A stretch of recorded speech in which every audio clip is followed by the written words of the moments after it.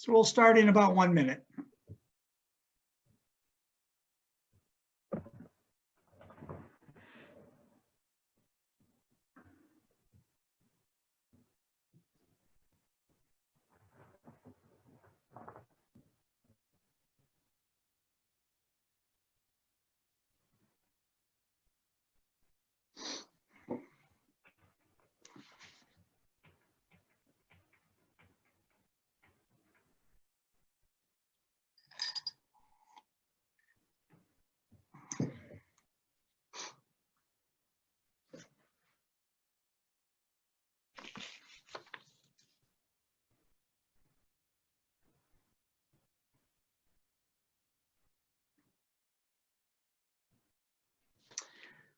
Well, good afternoon, everybody, and welcome to our session today titled Fundraising in the New Normal World. And we'll go for about an hour. Let me introduce myself. My name is Joe April. Currently, I'm the Director of Development at Strawbery Banke Museum located in Portsmouth, New Hampshire. And I'm joined today by a very good friend of mine, Marv LeRoy. And I'll let Marv introduce himself and we'll get started. Joe, and thanks for the encouragement and invitation to be a part of this big day. I'm the president and founder of the Institute for Philanthropic Excellence. We're a consulting group that works with smaller to middle-sized nonprofits, encouraging them to expand or find ways to expand their missions. We'll talk more about that as the day goes on. Great. So what we're going to cover today, and by all means, please ask questions as we go along. And I'm going to mispronounce this, but put the questions in. Uva. Joe, do you just want to pause for 1 second? It just turned to 2:45, so. Oh, I'm sorry. No, that's okay. You're nice and prompt. Do you just want to do a quick hello and welcome again? Yep. That was a practice. Absolutely. Yeah, exactly. And Gabby, you're all set, right? Just say when. All right. Yeah, if you want to get going, I'm like. set. I'm good. Great. All right. If you want to get going in like 30 seconds, we're just going to let everybody kind of filter into the booth or into the page. Yeah, sounds good. Just tell me when. Okay.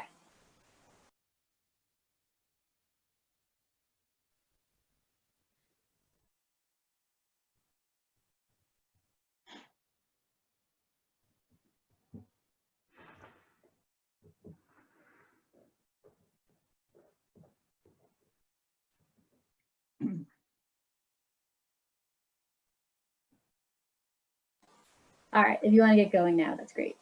Okay, great. Well, welcome everybody. My name is Joe April. I'm the Director of Development at Strawbery Banke Museum up in Portsmouth, New Hampshire. And today's session, welcome everyone, is called Fundraising in the New Normal World. And I'm joined today by my good friend and fellow lover of nonprofits, Marv LeRoy. I'll let Marv introduce himself and then we will get going. Thanks, Joe, and thanks again for inviting me to be a part of this big day. It's always great to be a part of anything involving the arts and cultural arena. We know how impacted people have been lately with all that we've been dealing with. I'm the president and founder of the Institute for Philanthropic Excellence. Joe, full disclosure, has been an associate of mine for a number of consulting engagements over the years, and it's fun to have a chance to do something more with him again.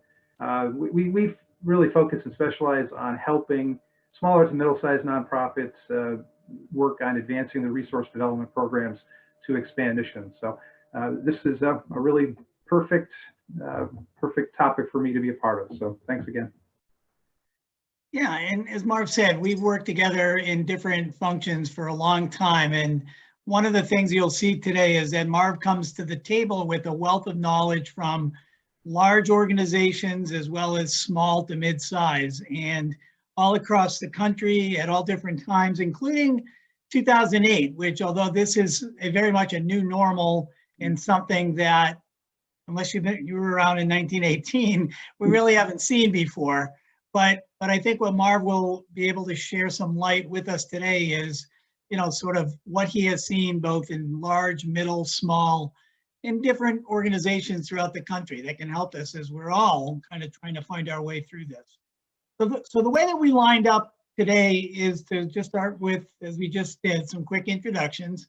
talk a little bit about the best that we can, this new normal. Not a big fan of that phrase, but I've not heard one better than that, so we'll We stick share with that it. sentiment. Let's hope this Yeah. isn't the new We had a normal. dime for every time we said the new normal. I We'd know. all be rolling in fundraising dollars, right?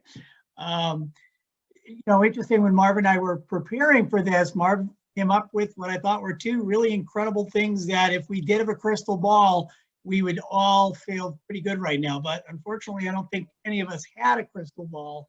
So as you'll see, the next steps are the 6 strategies that I think will help us when the next time that we run into this, or actually right now. These are things you can do tomorrow. So as we go through these, please, during this session, just pop any questions that you have into the Whova, I hope I pronounced that even remotely correct, app, and we'll be able to see those and we'll answer them both as we go along, but also save some time at the end as well. So let's, Marv, let's get started. What do you say? Sounds good. Oh, there we are. That's me a few years ago, and that's Marv with a bow tie. As Marv said, we've worked together for a while. Lots of work in community colleges, lots of work across the country, and I think as you go through this session with us, you'll be as duly impressed with Marv's knowledge as I have been as a friend and colleague for many years. So, yeah, new normal, everything's changed, right? Boy, if we could have thought about this back in February and January, but there's a lot of things that's gone up, some of them fundraising related, some of them not. I'll point out some of the things that I've seen at Strawbery Banke, as well as kind of keeping a pulse of other organizations across the country. Lots of things have gone up. We'll talk about this later around planned giving. One thing that has occurred in this pandemic has been that there has been a lot of folks that have confronted their own mortality. And as such, online research and online interest and offline interest in planned giving, estate planning, has been huge. Philanthropy among millennials has gone up. Honestly and interestingly, fundraising has been pretty strong, and we'll talk a lot about that. So in addition to the obvious things that we see in the news every day, particularly because of things around unemployment, and all of us are working from virtual environments. Marv's outside of Albany, I'm outside of Boston, and yet here we are. There's a lot of things that have gone up that aren't overly negative. I mean, overall, it's certainly something. What's gone down? There's some concerns about bricks and mortar fundraising, although I would argue, and particularly at Strawbery Banke, we've seen that not be affected too much. And traffic has gone down, said the guy who loves driving into Boston. And I was just in LA the other day. I could actually see the tops of all the buildings. So well, and greenhouse gases have gone down too, right? I mean, that's one of the unintended positive things that have occurred in this environment, as well as a heightened interest from our donors to really make a difference, as you'll see hopefully at the end of this hour, in making an impact at this of the most crucial times in many of our organization's history. So what's gone up has been interest, what's gone down has been anything that's going to prevent donors from making a gift when they really understand and care about your mission. My interesting little diagram there on the bottom right, the funny stuff in the middle aside, our stock market hasn't changed. I mean, it's pretty impressive and amazing when you think about it, that the stock market sat at that amount that you see, 28,538 on February 1st. I don't know where it's at today, but a couple of days ago, it was a little above that at 29,397. And I think the height over the past year was 29.7, somewhere in that range. Yeah, and they're talking about going beyond 30 this week. First time ever. Yeah, and there's arguments to be made on both sides of the equation as to if the stock market affects individual giving, but it's a pretty good indicator, and it shows that, as much of the struggles that we've had, you can make a broad brush assumption that many of our biggest donors are still at the point, perhaps financially, where they can make a gift of impact to our museums and our organizations. So this is Marv, right? Marv said, if we had a crystal ball, here's what I know I wish I had known back in 2000, back at the beginning of this. And I bet all of us can sort of shake our heads virtually. This has taught us that we really wish everybody had grown and had large reserves of money, pockets of money, the rainy day funds, those types of gifts that would have established something that we could have tapped into to help us over those bumps. The two pillars we looked at in the stock market can be emblematic also of the beginning and hopefully end of this, that having reserved smooths out those bumps. And then, you know, sort of the last part of that is, you know, having rainy day funds and endowments. You know, endowments are an important part of ensuring of continuity of your mission, both in good and bad times. It's also a great way for donors to ensure that their gift is an investment today, tomorrow, and well into the future. But, you know, the crystal ball here, Marv, I think is an interesting concept that you brought up just the other day. So.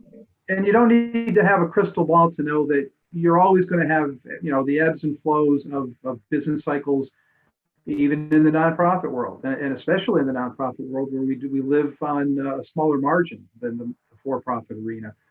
What we knew coming in was that there were times like this, and we needed to be prepared. And for the organizations who did a good job building reserves, growing endowments, preparing for this moment, they were better positioned, and they're in a great place right now.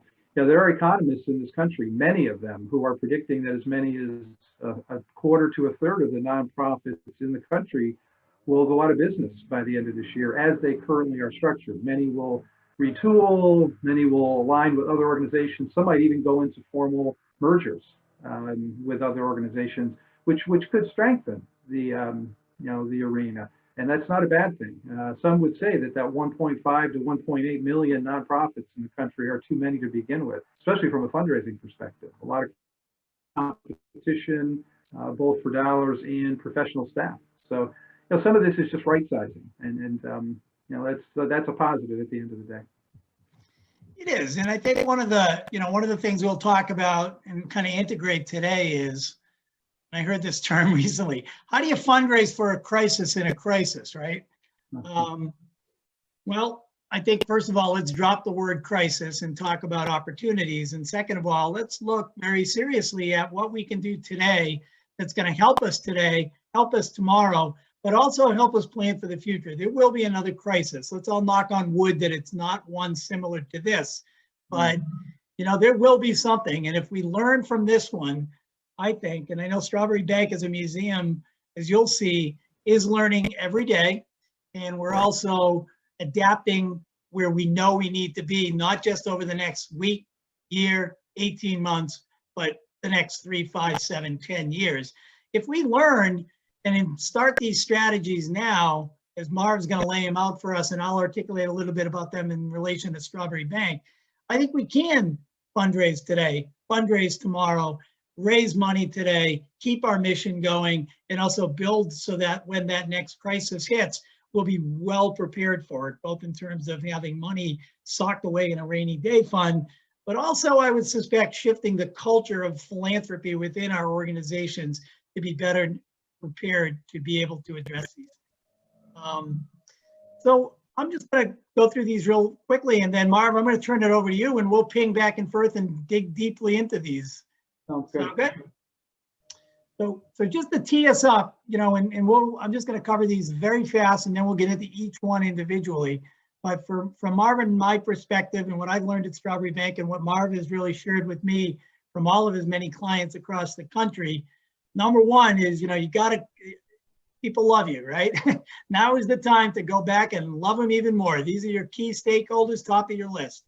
2, love this. Let's monetize what you're already doing because it's going to raise your unrestricted funds.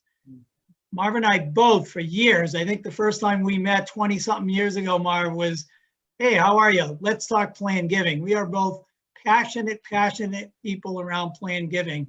And I think when we talk a little bit more about this today, you'll see we can debunk some myths that planned giving isn't just for rich old people. It's something everyone can do. We're all enriched. Many of them, you are on this NEMA conference this week. In-house mission experts. That's where the tire hits the pavement. Let's talk about engaging them even more now than ever. Creative sources of revenue. Interesting, different at every museum, but something certainly to look at. And just a word of caution as we end.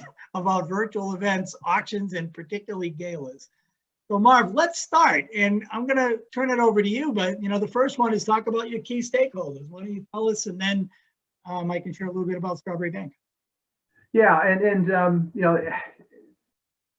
you can't stop fundraising, and that was one of the things that we saw early on when the pandemic really hit, and people were hearing various messages and various mixed messages about how impacting it was going to be, how long it was going to take, and many people just kind of went into pause mode or went into cocoon and just said, "Oh, we'll wait it out." And this is not a time to ask people to do things for us because they need to do things for other people. They need to do things for themselves.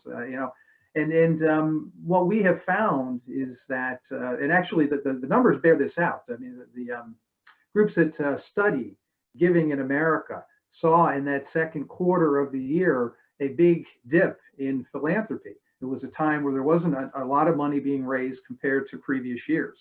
That number turned around significantly in the third quarter, where we had one of our greatest fundraising quarters in the history of philanthropy.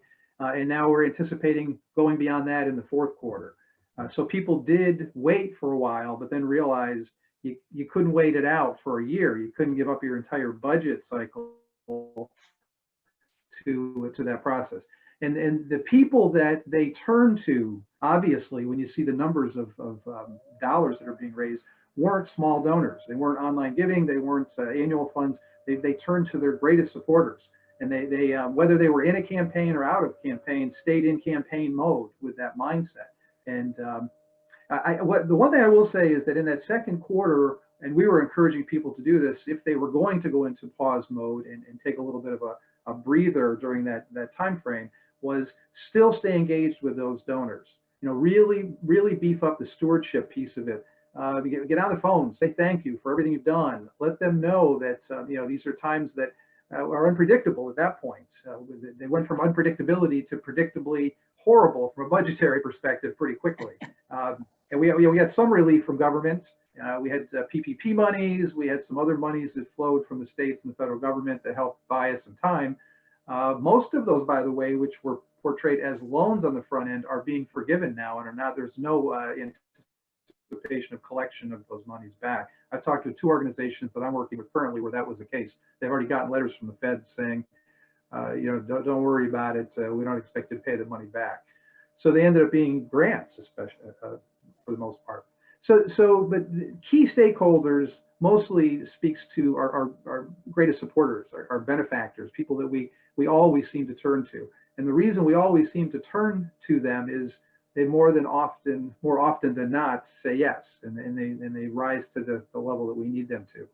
So you've got to keep them in the forefront of your efforts, and don't be afraid to share the circumstances that you're going through. And there's an old adage in fundraising, you don't raise money. A teetering ship is not what you want to portray. People are not going to throw good money after bad. So you don't want to be talking in dire circumstances. What you want to talk about is a moment in time, a moment that we need to get through to get to better times. And for the most part, so your relationship with those key donors and stakeholders or shareholders, it shouldn't be something that's new. If you have established relationships, you've had these conversations previously. They've been there for you, time and time again. So this shouldn't be a something new that you have to kind of reinvigorate going forward. Yeah, and if I can jump in at a couple specifics related to what Marv just talked about at Strawbery Bank.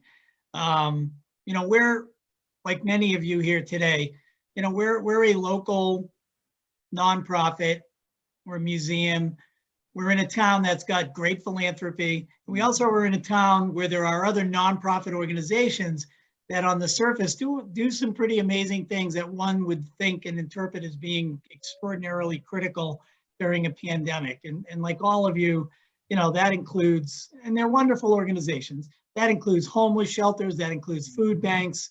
And I remember at the beginning of this pandemic, and mind you, we're in the middle of a major gift, $25 million major gift campaign when this happened, is we all pulled together as a leadership team, and all of us, myself included, sort of took a step back and said, we got to be careful here.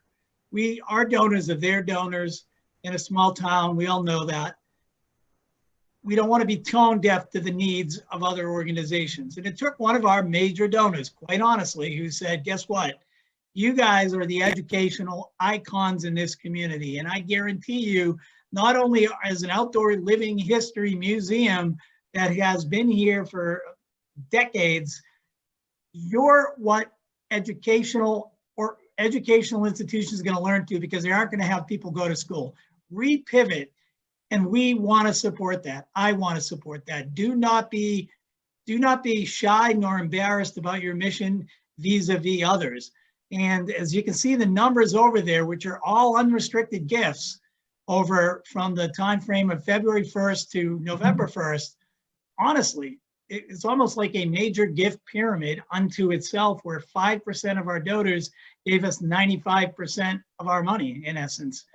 The other interesting part of that, I'll say, and those are that small percentage of donors, those are our champions. Those are our major gift donors that have already made contributions to our major campaign. Those are those people who have names of buildings after them. Those are people that we love, they love us, and guess what? They understand our mission without us having to go into great detail.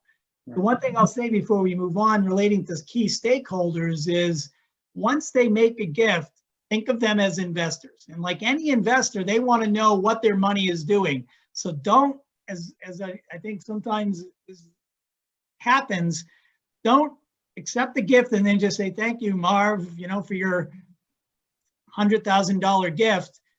Just to be clear, Marv is wicked. As we say in Boston, Marv is wicked philanthropic, but he did not give Strawbery Bank a $100,000 gift yet. But let them know what's going on. Tell them when you get PPP money. Tell them when you're doing some things related to staffing. Keep them involved. They have bought stock in your company, so to speak, and when they do, you need to treat them that way. So they really were people who we were hesitant to talk to. They came to us and they said, now is the time for us to recommit to you as an organization to ensure that what we've built stays built. Not just for today, not just for tomorrow, but for many years. Right. The other thing that we wanted to touch on quickly is that we're reminded in this time how important those multiple year commitments can be, especially if you need money now to get through a budgetary crunch, but you also want to build reserves. If you can get people to make a multiple year commitment, those monies nicely line up with your needs in a number of ways. Also, if you do meet people who have been impacted in a very negative way with the conditions currently financially, and they're not able to do much or anything right now, get them to think about committing in the out years down the road. We still want to keep them engaged and give them opportunities to make philanthropic gifts to our organization. Absolutely. So number two, Marv, is kind of taking what we already do and throwing some dollar signs around it. What are your thoughts on that? It's interesting. Whenever we talk about unrestricted funds, and you certainly know this as well as I do, it's a tough lift. I've seen studies now that show 90 to 95% of all gifts made to nonprofits in America are restricted by the donor. And a lot of that is stilted a bit, perhaps quite a bit, by these billion-dollar campaigns where most of the money that's being raised goes to a targeted initiative. So those are restricted, obviously. But we all know that we need unrestricted funds. In this moment, especially where many of our resource lines have been compromised, especially in the arts and culture world, where a lot of our income comes from ticket sales, admissions, gift shops, those things are when you're closed. If you're a performing arts performing group, you can't have any seats filled by people. All these things have created a real problem in our budgets. And if we're out there looking for philanthropic dollars from donors, we really need them to fund operations, especially right now, at least for the immediate time frame. So the key is always to try to encourage people to think in those terms. When we do campaigns, we always include an annual component so that we protect the annual fund. It's a comprehensive campaign because you can't have people giving to all of the bricks and mortar and the great program stuff that you're selling in campaigns and then forget about paying, people to do the work that they do. So the goal for us is to always figure out ways to encourage unrestricted giving or the giving of unrestricted gifts. And that sometimes it can be very direct. In this moment, I think if you explain to people what the circumstances are, they'll respond to that. But even if you're doing your traditional annual funds, one of the things that we've encouraged people to do is to give them a choice, but to limit the choices to things that you really want them to give to. So it's unrestricted, but it's kind of restricted to specific things. I've seen people do things like, here are 100 things that we do. Check off the ones that you really care about and give us $10 for each one. And you get a little creative and innovative in your approach. But what we're trying to do is give them a chance to restrict it, which they're inclined to want to do, but make sure they're restricting it to the things that are most needed by us at the time.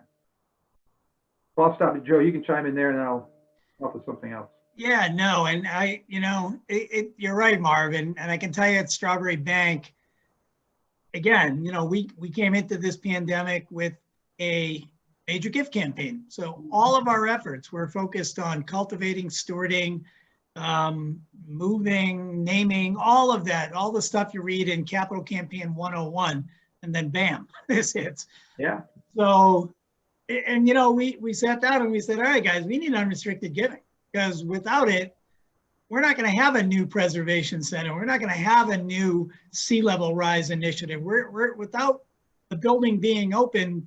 It's really the museum being open. It's not going to matter.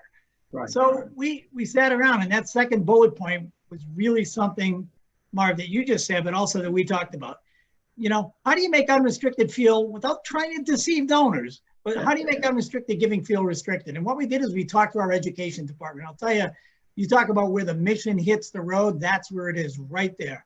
They do a program called History Within Reach, which provides funding for students that have limited, and school districts that have limited access to funds. And in the normal world, we pay for their buses, we pay for their food, we pay for them to come to Strawbery Bank, come on site. And this is where you get to see kids that come off a bus from an inner city down in Massachusetts or someplace. They walk in and they're like, this is the most beautiful thing I've ever seen in my life. Honestly, many of them have never been outside their city, and just doing that. How do you make that virtual? How do you duplicate that? So you know what? Certainly the fundraiser didn't know how, but our education sure the heck did.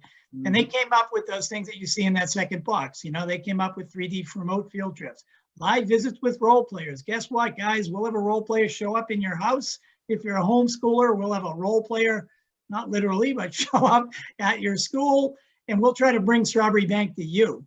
Experts, people who know things. Our archaeologist is a rock star, pun intended. We get her virtually or unvirtually someplace, people are going to want to make a gift. Hearth cooking workshop. Many of you have done these. Yeah. Well, I think good. I'm sorry, Mark. I really think that in this moment, people have thought more innovatively than they've ever really thought about. I'm working with two museums right now where they really focused in this last year on more virtual tours, things that could be brought to people through computers and through other technologies. And you don't give away the whole shop. You leave a little bit to keep wanting them to come back, but you begin to plant the seed. And look, we all know in the world of museums and performing arts, we have to figure out a way to bring in new audiences anyway. We got to tech it up on so many different levels. That's why people like Michael Bloomberg has an initiative for museums, teching them up and making them more interactive and more engaging for young people. We got to make sure we keep these kids coming back and enjoying the experience and wanting to do that. The other thing about this, and I think you hit the nail on the head with this particular strategy, we don't raise much money aimlessly anyway. We don't go out and just ask for money for the organization. We're always asking for something specific and something particular. So you want to have a list, whether you're in campaign mode officially or not. You should always have that list. I tell presidents of organizations, you should have in your right hand corner of your desk a list of $1 million worth of things. Because what happens when somebody walks through your door and says, I have $1 million I want to give this organization, how will you use it? You have about 30 seconds to answer that question before they say, well, this place must not need it, or they don't have their act together if they don't know how they would spend my $1 million.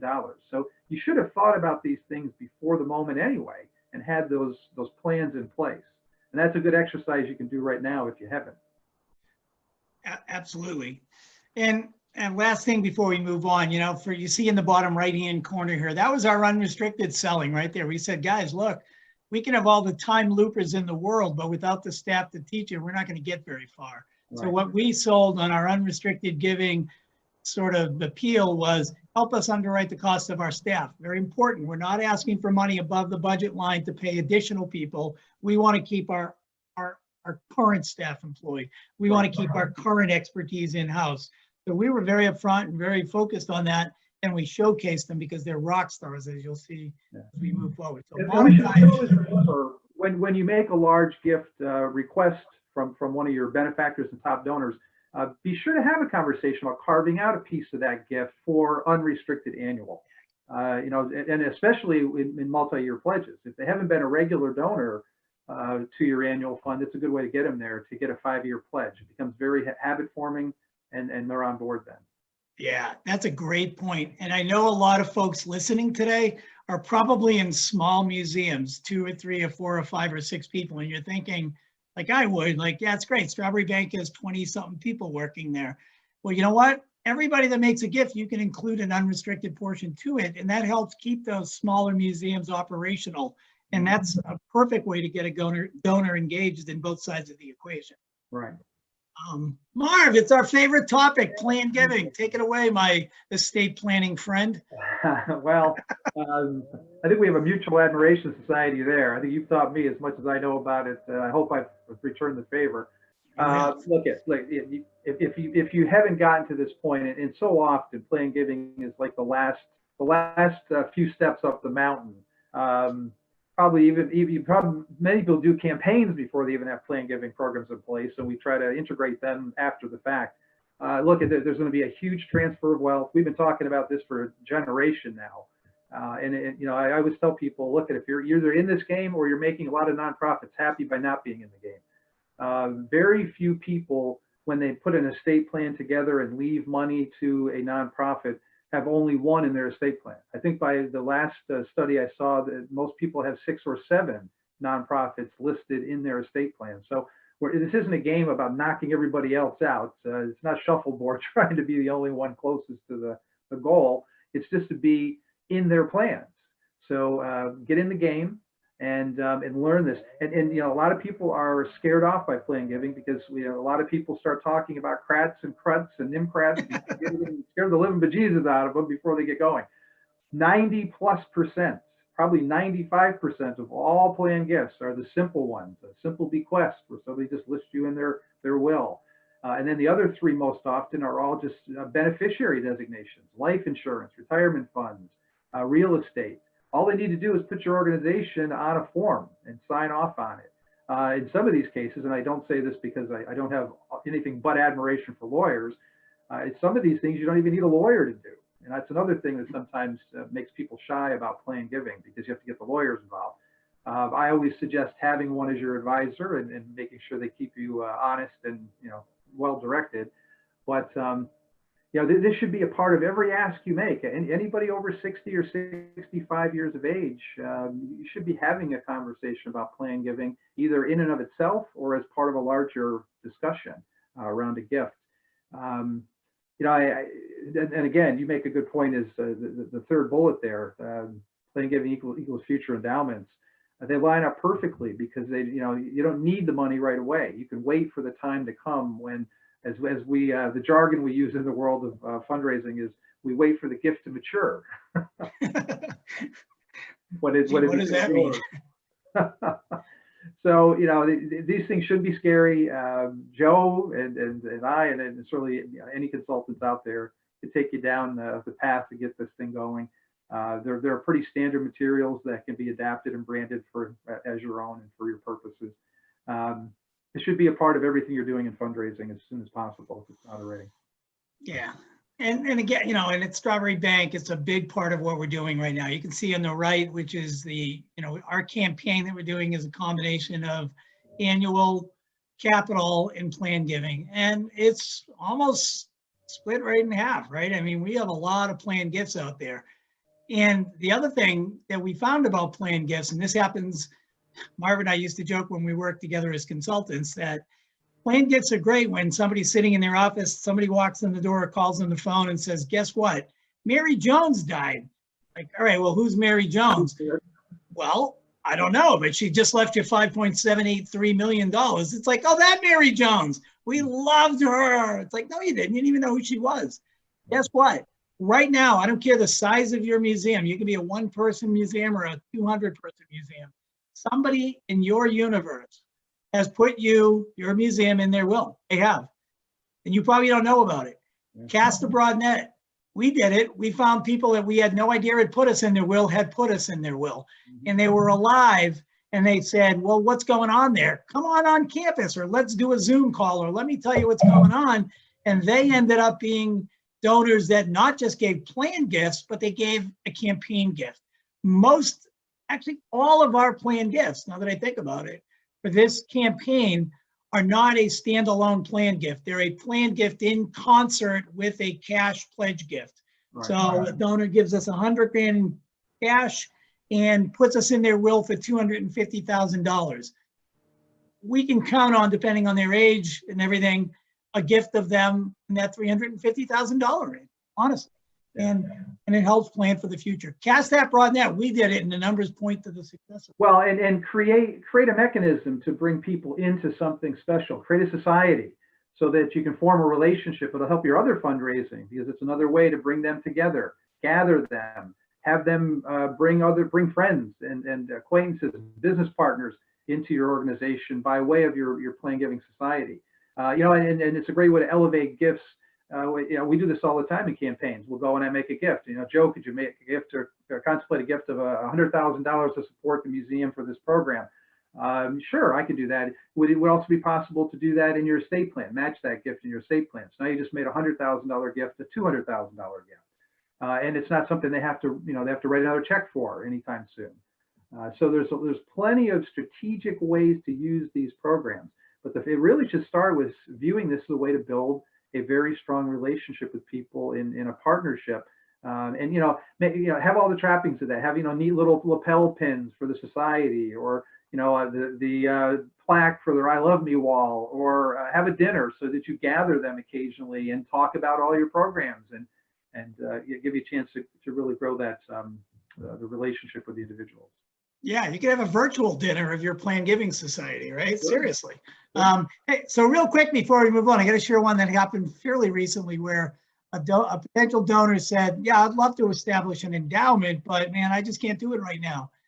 So they said, well, I can give you, I think they said, I can give you like $2,000 a year. I said, well, that's great. How about you make a pledge of $2,000 a year for 5 years? That's $10,000, right? And the way that our endowment percentages throw off was such that I said, and put us in your will for $50,000. It's almost like a reverse endowment, right? You're paying off on an endowment that you're going to realize when it matures, to use your word, Marv. But man, they were psyched. They're like, you mean I can do that? I'm like, absolutely. Why not? You know what? You're basically paying for today what you're going to fulfill through an endowment through your estate tomorrow. Happy donor, happy fundraiser, happy Strawbery Bank Museum. That's what we like. Yeah. Well, and if we haven't convinced you yet with all these other the things we've been sharing, for every gift that you realize, there's about 7 or 8 other ones in the pipeline that you may not even be aware of at this point. So that's another reason. And we want them to reveal themselves to us so we can say thank you while they're here to say thank you to, as opposed to going to the funeral and thanking their family members for that generosity. Yep. And again, Joe made the point earlier, this isn't just for wealthy people. The average planned gift in America is about 50 to 60,000, but that's very much elevated because of those mega gifts. Both of us have seen $5,000, $10,000 gifts in estate plans, and sometimes even less. So this is for everybody, and the millionaire next door. You know, if you own a home, if you have other assets like vehicles and retirement funds, these are all things that when the moment comes, you're not going to need them anymore. They all become opportunities to elevate the stature and the programs that places that you really love. Yep. We love plan giving. Yeah. In-house experts. Bring it on, Marv. Well, plenty here that we shared with everybody. Look at fundraising is an organizational activity. It's not just the activity being run or led by a development team or a development director, if you only have one or two people on the team. This is an opportunity for everybody to get in the game. We talk about 3 goals in every campaign that we lead with organizations that we're engaged with. Raise money, which is the one everybody obviously gets and focuses on. But if at the same time you're not using your fundraising to raise consciousness, to raise your profile and an understanding of what you do in your community, you're missing an opportunity. And if you're also not raising your capacity to do more, all you're doing is perpetuating a nova moment where it flares brightly for a little bit and then it burns itself out. And then you would go back to to where you once were. You don't want to do that. You want to use your fundraising every day to make the next day more opportunistic and more of to elevate your place before you went there. So everybody can do that. We also talk about having speakers bureaus. Everybody should be out in the community who has an interest in getting in front of a group and talking about your organization and promoting the different ways that people can support the cause. We certainly want to, and Joe and I both worked for a lot of colleges. There were people in academic programs who weren't fundraisers. They weren't even recognized, top leaders of the institutions, but boy, they knew their subject matter. And if that was an element of what you were trying to raise money for, get them engaged. They're the direct recipients of the monies that are coming in. And you know what? They're great at this process. We've worked with people who came from those academic arenas or from the program side of the house with museums and theaters and other organizations, health organizations, and they end up being great fundraisers because they told great stories. And so much of fundraising is about telling great stories. We as the frontline fundraisers are great listeners and great communicators, and we're quick studies. But why play that role when you can bring somebody with you who can talk more passionately and more intimately about things that we'll never know at that level? No. Yeah, and we did this at Strawbery Bank, and it's fun. Right at the very beginning, we had a staff meeting, and all 20 of us were in the room, and I said, "All right, everybody who likes to go out and raise money, raise your hand." It was like, oh my God, no, I would rather root for the New York Mets. Inside joke. Careful, man. I know, but man, I'll tell you, it was like, all right, well, here's my next question. How many of you like talking about what you do for a living and how it makes a difference in the lives of your guests or every hand went up. I was like, You know what? Don't even, I'll ask for the money. Larry will ask for the money or somebody will ask for the money. But like Marv said, your mission experts, that's where the secret sauce is, right? That's when people look in their eyes and they see, wow, I'll say our horticulturist at Strawbery Bank is a rock star. He's amazing. I have no idea 98% of the time what he's talking about because I don't know anything about plants or gardens or anything. But I love taking 2 steps back and watching those who love plants talk to our horticulturists because they connect on a very visceral, passionate, inspirational level. And then I'm sort of lurking around the corner saying, can I talk to you about what Eric just talked to you about? I'll put the pieces together, but use those experts because I'll tell you,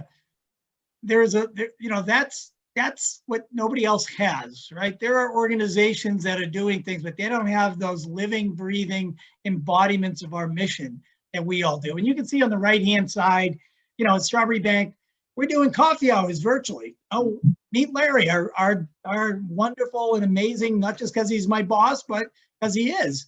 And, we had probably 60 people on Zoom.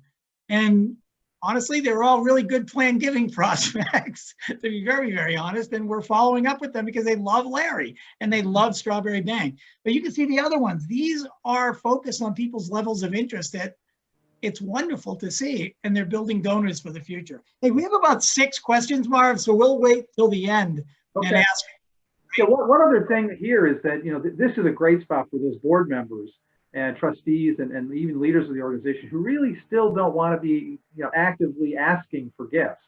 There's plenty of other ways to do that and be a part of the process. The other thing is every organization or every community that the organization exists in has chambers of commerce, Rotary, all the fraternal and other organizations. They're always looking for speakers. You should have an active program where somebody is actively looking to put you in front of these groups to keep people as informed as you want them to be. So we have a couple more, and then we'll leave plenty of time at the end, 10 minutes or so, Marv, I think. We have that's fine. About 18, 20 minutes left here. Yeah, these last couple, we can go pretty quickly. Okay. This, expand your creative sources of revenue. Who hasn't had to do that and who hasn't done it already? If you didn't figure this out, 6 months ago, you're probably, worse off than you possibly could have ever imagined. Everybody has had to figure out ways to bring in more money, and you do it in the ways that you just had to ratchet up. You weren't starting things from scratch. You're already dealing with selling goods. You turn your online processes. Thank God for Zoom and other online platforms to give us an opportunity to do things, including asking for money. I mean, I've been a part of solicitations for up to 8 figures. I was part of a $20 million solicitation recently online. Who would have thought that? That a year ago, that would have been heresy. Nobody would have thought to do that or even done it. So everybody's being very creative and thoughtful about figuring this out, taking some of your stuff online that you hadn't done, or maybe you talked about it for years, but just never, took the time to do it. Now was the time to do it, for either because you had to, or, you decided it was a good opportunity. Joe mentioned having people go out and do things, either in person or through technology. There's all kinds of different ways that we can, again, it kind of relates back to the previous slide about monetizing things that we do. We value them, and then we build strategies around them. We're almost like mini campaigns sometimes, where we bring a heightened focus to them in the moment. Yeah, and I put a couple of things up here. Obviously, one of them is our Strawbery Bank, thank goodness, has a program called the Heritage House Program. You can see that's the same building kind of before and after. And our Heritage House Program basically, which is an amazing thing to have right now, is provides about $500,000 a year in rent every year. So we have people who live on campus or have businesses on campus. That's inelastic, right? People need to live, people need offices. This has been a $500,000 steady stream for us during this pandemic, and it's been critical. Real quickly, every year we do a huge candlelight stroll. Many of you have been to it. It's really a destination of choice in the December timeframe. Our director of workforce this year said, you know what, why don't we do a sponsor tree program where if you are a nonprofit or a company, buy a tree, give us $250. You can have people come and put ornaments on it. As of this morning, I think we sold 32 of those trees. It's not a ton of money, but I'll tell you what it does is it brings goodwill. We have companies buying trees for nonprofits. We have nonprofits buying trees to showcase their mission. So it's brought in some revenue, but it's brought in way more in terms of good community engagement. So, that's another source of revenue, but it's also something that down the road most certainly will be pay dividends. Right. All right. Well, we were kind of alluding to this earlier about virtual events. I've been a part of all of these different types of things with all the organizations that I have a relationship with. Thinking that you're going to replicate an in-person event virtually is just fool's play. It's never going to be that way. So you have to really be thoughtful about how to change it in a way that will fit the methodology that you're employing. And some organizations have done a really good job. I'm doing a project right now with Choice Humanitarian, International Relief Organization out of Salt Lake City. Their gala every year raises $300,000-$400,000, and they darn near got to that number this year doing it virtually. But they did some things that they wouldn't have done if they were face to face. the auction was ratcheted up. You can do auctions online, and instead of just having it be that for that one evening, it was for a week, and you could go on and buy certain things, bid on certain things. You know, galas are about face-to-face. We always tell people in fundraising special events, the real money is the day after the event. It's the relationships you build. And then following up and asking for larger gifts. Ticket sales are just a transactional dollar amount. That's not the fundraising piece that we're hoping for. So not having an event isn't catastrophic, because you're probably making 50 cents on the dollar anyway after you take your cost out. But you still need a moment to build those relationships, and figuring out a way to do that, doing live stream. It's almost like we're in the telethon business. And the ones that have been really great that I've been a part of, where it was like the Jerry Lewis telethon. You know, they over a course of 24 hours. By the way, we're big Notre Dame fans here. My son went to Notre Dame, and we've been huge fans for a while. They do Notre Dame Day, 24 hours of online productions and interviews and everything about the university. They raise millions of dollars in 24 hours. But there's a lot of work that goes into those things, and you have to really be thoughtful and organized. Yeah, and Strawbery Bank does a lot of events. They're complementary to our development program. They're not central to our development program, and they're used as cultivation. Real quickly, and then we'll do the questions. But what we're doing, you stole my thunder with the Jerry Lewis-a-thon, Marv. We have a weird fiscal year. I have no idea why it's like this, but it ends on March 31st. Strange.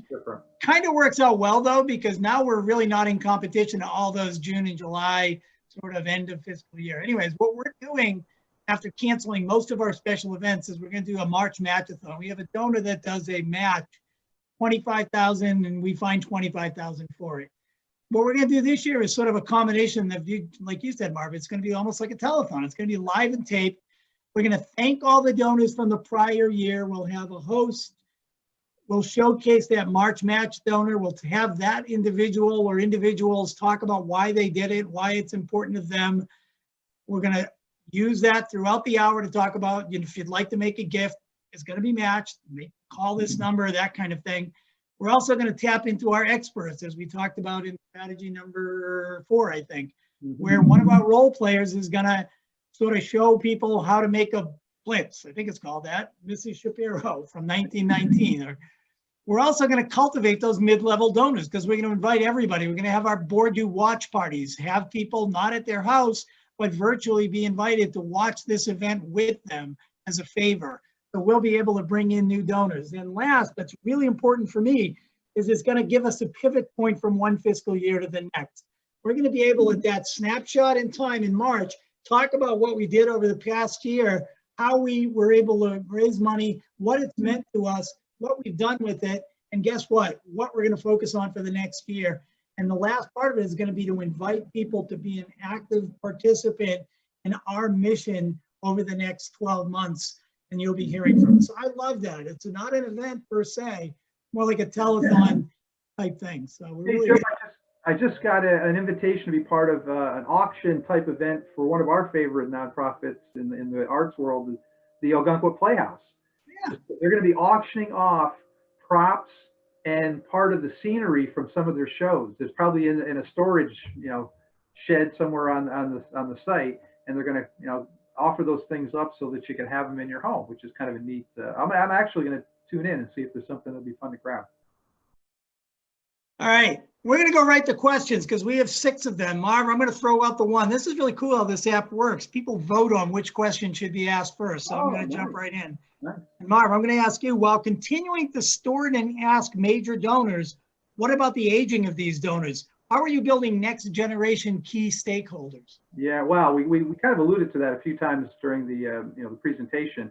It isn't just about growing audiences for our museums and our performing arts centers, and you've got to understand that people. Most people are philanthropic at some level. The nature and their ability to be philanthropic at certain levels changes throughout their lifetime. You've got to build those relationships. Millennials are being kicked around.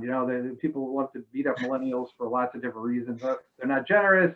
They care about a lot of things, but they're not giving their money. Well, they're still growing into those years, those earning years. And I suspect that, like the generations before them, they're going to grow into those roles. But you can't.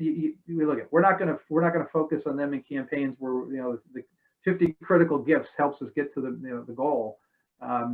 But they should be a part of our fundraising program where we have different things to appeal to them and to engage them in important ways. Yeah, I can tell you one thing we did at Strawbery Bank, which is interesting, and it all ties to the history of your museum and how long you've been around. Strawbery Bank was, sort of founded in the 50s. So our founders have passed away or are passing away, quite honestly, but their children haven't. So Right. what we're trying to do is re-engage the children of our founders by reminding them of the kind of unique pioneerism of their parents and doing it in a subtle way and in a way that sort of reminds them. One way that we did it is we're doing a memorial garden called the Vivian Treat Memorial Garden. Nice. And we're asking donors, again, it's not a lot of money, but it's a lot of goodwill that's going to build donors down the road. We're asking families of donors to make a tree, make a gift to put a tree as part of our garden in honor of their parents or grandparents or one of our founders. Nice. And then we'll have when we're out of pandemic, we'll have a big ribbon cutting and celebrate it. And that'll let the fundraisers get to meet the kids of the, so I think that's one thing you can do as far as generation. This isn't new in this moment. We've known for quite some time that arts and culture organizations fundraising is different. We always talk about, fundraising is a mile wide, and then fundraising for arts and culture groups is about, 2 inches wide. It's a very narrow path, and the people inside that narrow band tend to be older. So we've known for some time that we had issues that had to be dealt with, and it's only been heightened, in this moment right now because, the financial resources need to be investigated anyway. So this is not a bad outcome where we start looking at different ways. No, not at all. All right, so another one, Marv. This one gets 3 votes.